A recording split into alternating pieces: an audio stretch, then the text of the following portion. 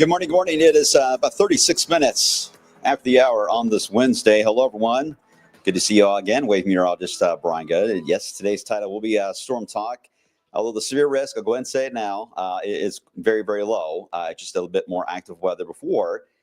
Nancy, to get around to your question about how's June looking? We do have a warm bubble, almost a heat bubble. I will go with heat bubble coming our way. I don't know how long it'll last. As we're still looking at potential for some at least pockets of cooler than normal weather and some low pressures that will try to sneak in as the month evolves, especially for the mid to latter portions, it looks like, of June.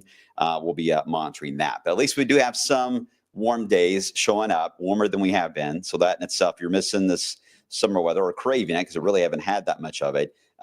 There is at least a small stretch that is coming our way, which is certainly some good news. Hope you guys had a good holiday weekend. I know it was kind of a mix of clouds and a little bit of light rain at times, but we had a decent amount of dry time. I think it was, for what the weather pattern was, I think we did fairly well considering. So I think that was a big bonus. Good morning, ZK on YouTube right now. And hello to all the storm chasers out there as well. You're right. Good morning, everyone. Hello to Margaret watching right now on Facebook. Angela's on Facebook as well. Again, you can comment on all of our social media pages. If you're watching on streaming, you can watch both if you want. But if you want to comment, you can chime in and say hello. And the whole weather community is there, which is always nice to see. All right, what are we talking about today? Well, we got some spotty showers today. I mentioned in the title, we will have at least a chance to get some thunderstorm potential as we head into late Thursday, more so pre-dawn on Friday, and maybe again Friday afternoon. That will set the stage for what looks to be, again, a fairly quiet weekend, but evolves into the warmer setup into the following week that has some question marks into it, but a lot of changes. All right, we're going to see a lot of shifting going on over the next 10 days. So a little more active than we were in the last 10-day period. All right, so let's get right to it. We'll start with the current view. First off, here's a live look at Kentucky Kingdom. Hurricane Bay, yep, we'll see how that goes. I think it's 11 a.m. if I remember right. Everything opens up there. So that water, I'm sure, still running cool. Now, we've had a couple of milder mornings here. That may make a slight difference, but not a lot of sun here today. That's the one bummer, right? It's just tough to get that. Looking live from the city, in fact, you can see from the harbors in Jeffersonville looking toward the city, we've got just a overcast setup today and spotty areas of light rain, kind of a soupy type of day into wave country. Current numbers outside running, holding stationary in many spots, generally into the upper 50s to lower 60s, 64 here in Louisville, 58 as you head toward Salem, Indiana, and 63 to the south into Marion County. Not a lot of movement until we get a little bit more of thinning of the clouds, and that may happen this afternoon to get us a little closer to 70, but it is going to be a slow climb coming our way. All right, so you see the shower activity in the clouds. This is looking from space and the radar kind of a combo, right? You see there's not a lot of thinning, right? Not a lot of pockets. We're looking for them. There's maybe one or two here or there, but they're teases. It's peekaboo sunshine today. So the showers, when whatever they detect, any type of small amount of clearing, it is enough to really just allow that cumulus to pop just a little more, and you get a quick downpour. And you'll have a little more of that speckled look this afternoon to the downpours. Because of that, they'll be a little smaller, not as widespread. See this little area of rain, how it's a little more, more than a county wide in some cases, and generally light. You'll end up with, instead of that, you end up with more of what you see in central Kentucky, more of the smaller little specks that have a quick downpour to them.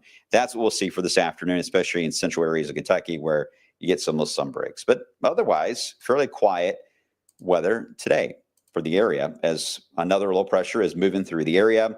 And we've got one more to get through. That's the one for Thursday night into Friday that's going to just dive right into the Ohio Valley. It's almost like a clipper like you would see in the wintertime, right? Just scoots right into the area. Thank goodness, though, its timing is nocturnal. Otherwise, I do think we would be talking about a little more of an issue on severe. But in this case, I do not see a worry there. And that is actually very well in agreement here on this entire setup. So that's good. So this current little blob and mass is going to be moving out here, and we'll end up with that setup for us severe. Now, the severe weather for the short term today is going to be limited to areas of the plains again. That's where you have a little more sun coming out, best heating, a lot more wind energy found there. That shifts east. You already see signs of the clipper moving in right into Arkansas. It tries to kick up some severe into Thursday afternoon, but that has a limit to it because of the track. So we're thinking right now that's going to be more of a Tennessee and South type of issue. And then it just keeps on going east and does have more of a kick as we get into Friday. There is a chance that East Kentucky may get added into, I'll do that a little far west. Sorry, let me redraw that. I do think West Virginia, East Kentucky may end up with a little bit more of at least a marginal severe risk as we get a little closer in time, but I don't see that as an issue for our area as that low pressure scoots by. But mainly clipping, again, right across Tennessee into the Carolinas. That's the main track for this one. And then after that, well, we get a nice little break again as we finally get a little bit of a summer tease coming our way. So let's walk you through how this is going to play out. If you're new to this, this is our Futurecast in-house model. This is the graph model. It does great overall. I like it. Not a lot of Mets do. I do. I think it has its fun little quirks to it. It's not always accurate, but it does sniff out sometimes some interesting stuff. And I love the look. I try to overlay the storm fuel on here, and I think you guys like that too. When you see the storm fuel lit up in red, again, red actually is a low end on fuel. When you get into the warmer colors, as far as getting into a gold or a yellow color, that is more fuel. And that's when you really need to pay attention. So probably the inverse of what you're thinking. Usually red's bad, right? In this case, red isn't that bad. So you can see just a minimal amount of fuel for this afternoon, just enough to get those more speckled look to those cumulus clouds for the afternoon. That fades away. We'll end up with that quieter setup for tonight, and then we get into tomorrow morning. Not bad. A little bit of low cloud action, maybe some fog in some areas if the skies try to clear. We get into the afternoon. I still think it'll be a relatively warm day. Temperatures, let me backtrack that just a slight bit. We'll get into the 80-degree range and even above that, depending on any sun, but fairly quiet as I loop this back and forth. I'm kind of scrubbing this back and forth so you can see the daytime period. And again, there's just small amounts of fuel in Kentucky for a pop-up shower or thunderstorm, most east stay dry. Okay, so let's play this out and get into the Thursday night wave. So you start to see it show up with, again, any storm potential that tries to sneak in across Arkansas. Ahead of that, what's likely stay in that zone. Moves in when you're asleep Thursday night. Yes, I do think these are going to be loud. Perhaps as loud as what we had the last time we had some early morning thunderstorms, because these will have what we call an inversion to them, which is natural. That happens at night anyway. But because we have an inversion where the air has got a different temperature level to it, not going to get all technical here, but it allows for the bases of the clouds to be a little higher. But when you get thunder, especially a rolling thunder, the sound carries longer. So when you get those loud thunderclaps that happen, the thunder is long lasting, and sometimes it can almost sound like it intensifies with that roll, like a bowling ball. So you may hear that earlier than you want to for your alarm for Friday morning. Now, the question on severe. Well, this thing's got a kick to it, there's no doubt, especially as you move across southern Kentucky. Wind fields, the shear is roughly about 38, close to 40 knots. 40 is about the benchmark for severe on being able to get to that level. So it's about 38, so it's close. And I think right now it's more of an issue with that being on an elevated scale as it moves in. I'm not worried about the wind potential getting down to the ground level, like if this were in the middle of the afternoon. So the severe risk gets diminished. So we have no outlook. Could we get into a marginal as we get closer? Maybe. Because of the wind fields allowing for maybe some small hail that could get involved. But small hail is not a severe event. It's large hail is severe. So if you get a lot of pea-sized hail event, everyone thinks that's severe that's happening. But in reality, that's not anything we can do as far as logging it in the books, because it's common to get pea-sized hail. You get the quarter size, it's a different story. This one is not going to be able to do the quarter size part, but it could get some pea-sized hail. Again, I think the biggest issue is heavy rain and a lot of lightning early Friday morning. Will this linger into the morning commute? More than likely. At least the damage will have been done as far as getting the roads really waterlogged. Got to watch for hydroplaning already as you venture out. So just please be careful if you get up early on Friday to allow for the system to move on by. But this is a low, which means it has a counterclockwise flow to it. So as it moves on by, we will then be on the back side of the low as we get into more Friday afternoon. And as that happens, there could be more small hailers that could develop because of the direction they're dropping in from the northwest. Your severe potential is not as a worry, but so spotty heavy downpours with small hail possible even Friday afternoon on the backside. Meanwhile, far eastern Kentucky and again West Virginia, this is why I think they could get added to at least a low and severe risk just because of timing and being on the east side of the low, which is where you don't want to be. So Friday could be an active day for us, and starting off in waves early in the day and the evening, but again, nothing major on the severe side. This is heavy rain and lightning rolling on by. Now, as it does so, here's where things get a little weird. See this line of clouds? This is a combination of a backdoor cold front and another wave, I guess you will, the tail of the low pressure that moves on by. It kind of curls up, but it's also a backdoor front. We've got to watch this front here, this band of clouds. This is going to linger on Saturday. Let me try to draw. The pen won't work. All right, there we go. This little boundary. It is going to try to drift back to the west or toward areas, say, Missouri, northeast Arkansas. That is important for the weekend. If it's close to us, it will keep trying to light up in the afternoon hours with a band of showers, maybe some thunder. If it continues to march towards St. Louis, the air on the other side of this, I'm telling you, it is big time on dry air that will punch in, and that will be a beautiful setup for the weekend. So let's hope that the trend is to push that boundary more west. Again, this is the weekend that I'm referring to. And right now, there's still a lot, even in SAMAs we've been looking at, are kind of hinting that it will linger, especially on Saturday. Better opportunity Sunday to push that into Missouri. But this will be our, if you have plans this weekend, you're worried about a rain chance, this is the issue. This will be your rain chance woe that you have to track. But it's Wednesday. We'll see how this looks tomorrow. Let's hope the trend to get it backwards will build, and then we don't have to worry about that whatsoever. You see the Saturday showers. We got that accounted for in the forecast just because this is the Urals idea. And see, it's got the tail right through Louisville Saturday afternoon and then begins to push it a little more southwest as you get into Saturday night. And it should continue to go more west from that as you get into Sunday. Okay, so rainfall amounts. And now I'll get to some of your questions. You can see it all depends on the thunderstorm action as we get into Thursday night and Friday morning. More so Friday morning and Friday daytime. I'll keep Thursday out of the narrative. 2-inch totals absolutely can be reached. So, yeah, there will be some decent pockets of rain. But because it's clusters and thunderstorms, some of you will indeed get missed. You'll get the lower end amounts. It's not going to be uniform, but I do think there will be some areas that will see some thunderstorms that can push over 2 inches. So if you're needing some of that rain, the heavier pockets anyway for your gardens, it's been a light rain so far that we've had the past few days, but if you need something a little heavier, this is going to be it. Hi, Nikki. How you doing? Good morning. I have the windows open, enjoying the cool weather. All right. ZK, so these storms will last all day Friday. Not all day as far as a constant rain. It will be just spotty. The heaviest, the most widespread will be pre-dawn through about mid-morning Friday. You get into the afternoon, it's going to be a little more off and on. You may end up being in a gap where you don't get much at all, but it will be a potential anyway, will linger just because of the afternoon, especially if the sun comes out. While we want some sunshine on Friday afternoon, the sun may help promote a little more of a thunderstorm development on that backlash Friday afternoon. All right. Jacob, good sleeping weather. Yeah, for some. Some don't like that thunder, especially if you have a dog, you know how that goes. Gets a little wild. Ashley, I feel like I haven't seen you in ages. Yeah, it's been a while. I'm back. I'm back this week here. Barb, where is summer? Well, we're about to talk about that. We're about to get there. Any severe threat, Ben, coming for Friday? Not right now. No, I think everything but timing is in our favor, so I'll be watching that.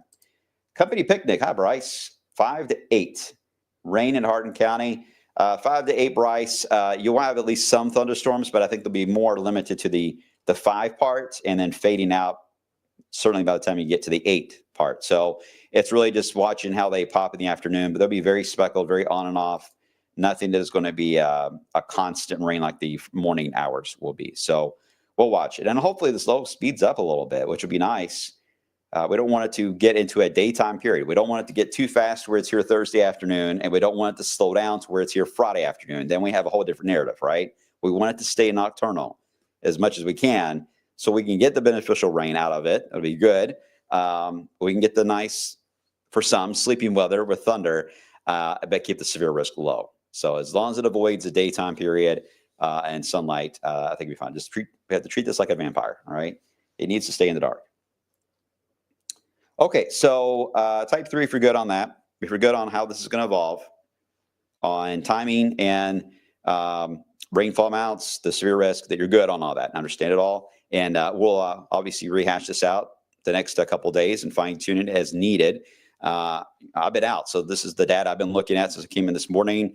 And this is what the trend has been showing. And I've been looking for any signs of anything that could go off the rails. And I'm not seeing that. So that's good. That's good. I think we're in good shape there. All right, a lot of threes. Thank you all. Appreciate it. So what happens after this? Well, this is where we're going to get at least once we get this front to pass by. All right, this air, again, very dry here, a little pocket in around Cleveland, Cedar Point area, Kokomo, Indiana. That little pocket of dry air is going to sink to the southwest and really overtake the area as we get into the latter half of the weekend. That is going to make for a beautiful setup. Talking about blue sky, a lot of blue sky. The thermometer will react because now we're getting into a higher sun angle, of course. So the sun will heat things up. We'll get back into those 80s, perhaps mid 80s fairly quick with this kind of a ordeal. And then as we get into next week, we have the lovely Bermuda high that is trying to take over here. This is nice. It will try to act as a shield to allow for our first little bubble of decent warm air that could last more than a day. I think we're looking at a few days of upper 80s. Could we hit 90? It's possible. I'm still hesitant on the 90 only because we have a very green environment outside, very, very green. That means a lot of moisture will be in the air, humid. So get ready for the heat index and to sweat, but a humid setup, and that slows the thermometer down. The heat index can certainly skyrocket above 90, what it'll feel like to you and I, but the actual sensor itself, when it's I got a lot of moisture content in the air, it does move slower. It'll move rapidly on Sunday with that dry air, but once we get into next week, the air becomes more humid every day, and the thermometer will have a tougher time. I'm getting nitpicky. It'll likely be like an 88 and 89 type of deal. I mean, it's going to be close to 90 and could still hit it. We'll see how it trends. We'll watch the moisture level in general, but it does look like our first little bubble of warmth and heat coming our way for next week. Now, a couple of things with that. Anytime you get this kind of a setup with the Bermuda high taking over, you get the eastern high pressure. Well, it's not always all good news because you got to pay attention to the Caribbean. Now you're looking at an environment where if anything can form, it is going to go around that high and head right into the eastern United States, right?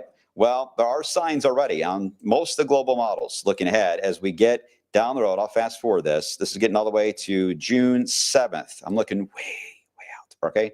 But this is where we could have some tropical development, and there's already talk on social media that could this be the first name on the list to get Andrea, I think it's Andrea, I believe his first name, on the list that could develop. We'll see. It's possible that it could try to form, but right now it's going to be interesting to watch how this evolves, but it could form right and feed at least heavy rain in the eastern United States.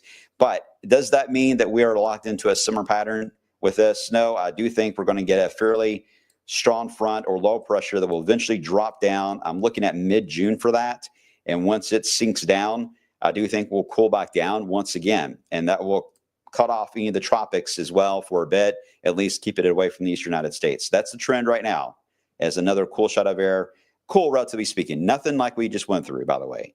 Just cooler than normal. And now I'm looking at, like a 70s type of setup instead of upper 80s. Not bad. It will be refreshing. Let's hope it happens, actually. I don't think anyone will complain about that. But it will be dropping down about mid-June. But before that happens, we will get a nice little taste of summer for most of next week. So if you're off next week, let us know if you're off. Type 1. If you're off next week, then you have a good week of a summer dose of weather. And we'll just keep it on the tropics at that point and see how it evolves. Dan, you're heading to Tawana's homeland there. Antigua. All right. Well, on the 7th, let's hope not. It could be stormy. I don't know if anything will form or not, and it looks weak. So that's good news, Dan. I don't see it, let me be clear, I don't see a hurricane, but I think it could get close to it being named system, which would be a low-end tropical storm type of deal. But it does look stormy right now. With that kind of setup, it's a classic environment for a lot of showers and storms in that area. But Dan, stay tuned. We'll be watching that. What about our area for June 7th? Well, stay warm and quiet. We do have the leading edge of the front. You see the sign of it there. That will be the leading edge of what will be dropping down. This will be a lot of severe weather in the plains. The severe weather is going to be more active in the plains because the high is going to protect us. So as long as the high is here, this dome, all your severe weather is going to be on the edges of that. When it's a little more west, sometimes we call that the ring of fire, when it connects all the way around. But it will allow for a stormy and severe setup, much more so in the plains. You're going to hear about Minnesota, Iowa, Missouri, probably parts of Illinois and Chicago. You're going to be hearing about that. That's going to be a topic next week, will be severe weather in those areas. But we will likely be protected. So that's good. I like that. Kelly, severe weather in the 10-day. Right now, we do not have any. No alert days. Mid-June, severe weather. If, I'll tell you what, if that falls down from Canada, that low does, yes, it could be accompanied by severe weather, but that would be mid-June. Right now, I can't go in much more detail than that. I will hopefully tackle that more, let's say this Friday. Maybe this Friday, I'll be able to do that a little more and get a little more detail about mid-June. Let's see. Ashley, seen somewhere Kentucky's had 4 tornado outbreaks this year. Will classify this as an outbreak? Well, there's no specific number. It's more of just a numerous amount of reports, basically, is how they go by that, where you get more tornado reports than you do straight line wind. So, yeah, I think, I don't know where the ranking is. I believe Paducah's area, though, their Weather Service office, last time I saw their stats, it was the 3rd most active year for tornadoes they've ever had on record. And certainly for strong tornadoes, it's up there. I'm not sure what Louisville stats are, but we'll be talking about that, I'm sure. It's up there for the entire state. We thought last year was rough, but this year has been up there for us. Chuck, will it snow again? One day. One day, Chuck. What would you say in blue? The live. Under live, the hour. Oh, yeah, talking about the long term. Oh, the video I did last week. Okay, I got you. Sorry about that. Any more story time? Not today. No story time today.